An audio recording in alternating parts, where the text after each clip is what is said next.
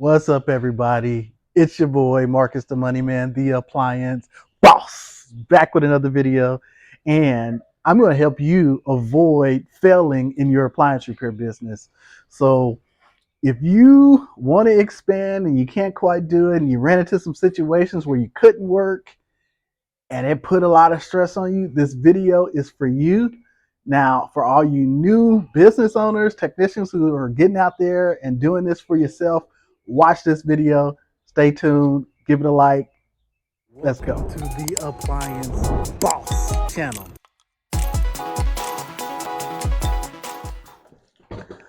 What's up, everybody? Now, if you're watching this video and you own an appliance repair company, pay close attention.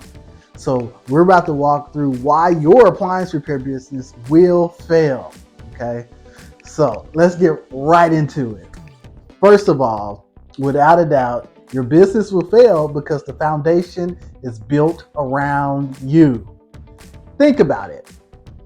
If you are the business, you're running the calls, you're taking all the appointments, you're doing all the claim bill outs, you're doing everything, when do you have time to train? And I'm sure, like many of you who want to add techs, you're saying, well, okay, I'm just going to find somebody with experience, okay? And that won't always work because it's your company, it's going to be your systems and your processes, and they won't know how to do it unless you have the ability to train, okay? And when it comes to training, right, you actually take away from what you're doing. Now, you won't actually have the time to train the person and get out of the truck because, one, you haven't planned your business accordingly.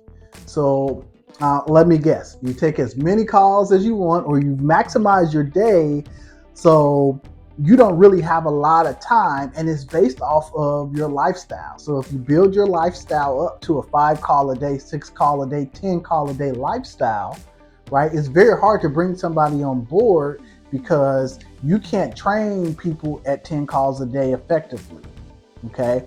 So you'll end up reducing your calls a day, say, 40%. Say now you went from 10 to 6, or even worse, you're down to 5, and say you go down to 3 calls, okay? Now, that big change in your day, plus now the salary of the new person that you're bringing on, that you're paying to train, it basically has your cash flow here, and it takes a drop because you're losing calls, and you take an additional drop because now you're paying to train. And it's very difficult, and it's hard for the person that's solo to get over that. And this goes into the second reason why, which is you don't understand your numbers, okay? So what I mean by that, it could be a lot of things, but specifically cash flow, okay? And also your price of your ticket price, okay? Now, let's start with cash flow. So the cash flow goes directly to the first example of having enough time to train, okay? So you can order parts, have stock parts, you can have bill outs, claims that are ready to be processed, you can have COD calls, whatever mixture there, but not understanding how much money you have coming in versus what you have billed out and what you actually need. It can be difficult. Sometimes you can have enough money coming in but not realize it because you just don't understand. You don't have the proper systems in place. You don't have it on a routine because you're a one-man show, or maybe you have one person assisting you and you haven't taught them exactly the right questions to add. So it can be very difficult, okay? Now, the second thing is the ticket price. So it goes hand in hand.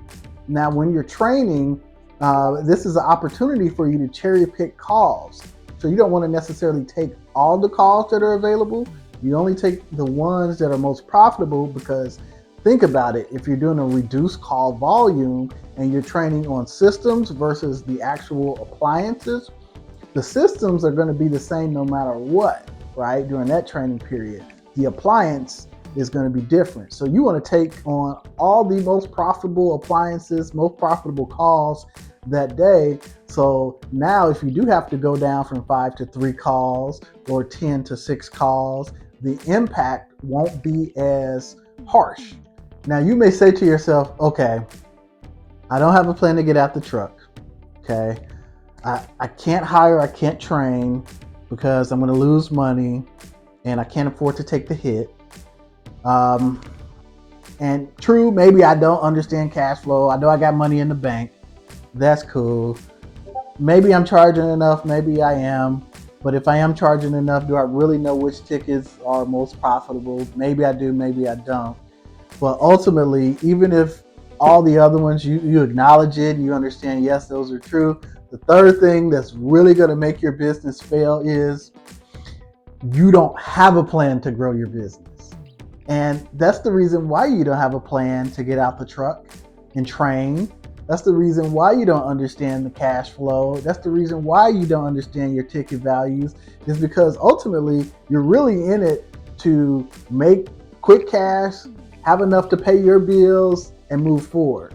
And that is a disaster, right? So you're one twisted ankle, one sciatic nerve, one stressful situation from putting yourself in a sticky situation, especially if you're not saving and managing properly.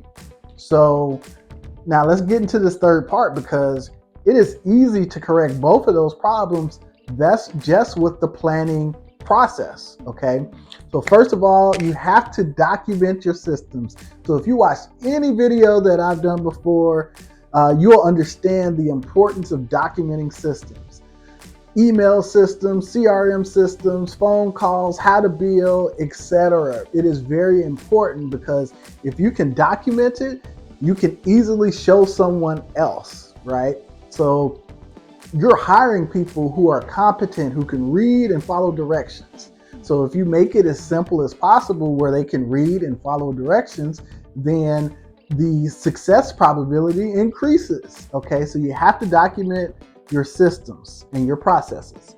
The next thing is, you may not even have an org chart. So whether you have a plan to bring on 2 technicians and a CSR or whatever it is, you need to have an organizational structure for you can start to budget and plan out exactly how much it's going to be associated with bringing on the person, so how much their salary is going to be, and then also the training aspect, right? So there's always going to be a period where they're not income producing, okay?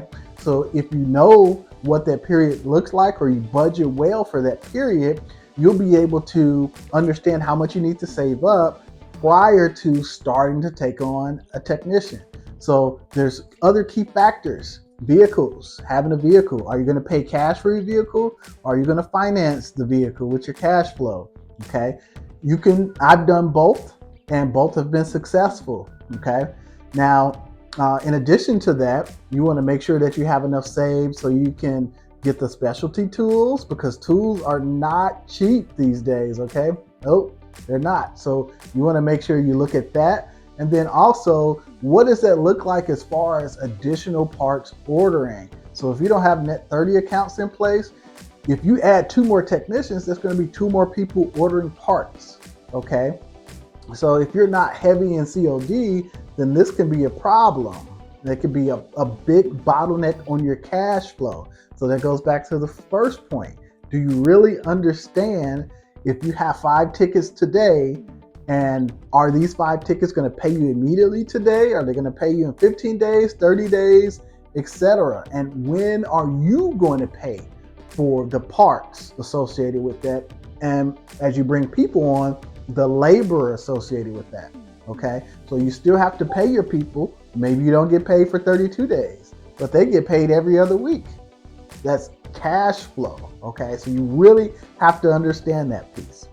And then last, when you plan it out, you have to plan it out for it to function without you. So if you still have yourself as part of the guy in the truck, that's not a full plan. That's a partial plan. Your plan, whether it's 2 people or 1 person, You need to understand, what does it look like when it's just you managing the business and not running calls? Okay, that is very important. So you're managing the business, making sure the calls are being scheduled, making sure the technicians are requesting parts or ordering parts or whatever, your roles or responsibilities are for the technicians, but you have to do that so that way you can manage the business and not be in the business. Because when somebody calls in sick, right, what happens if you're still in a technician role? It's difficult, okay? But if you're not and somebody calls in sick, you can plug yourself in. Think about it, okay?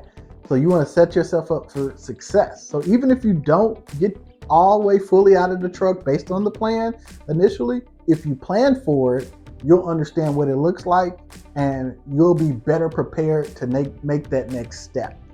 So now go to the Facebook group, check it out. I go live on Saturdays.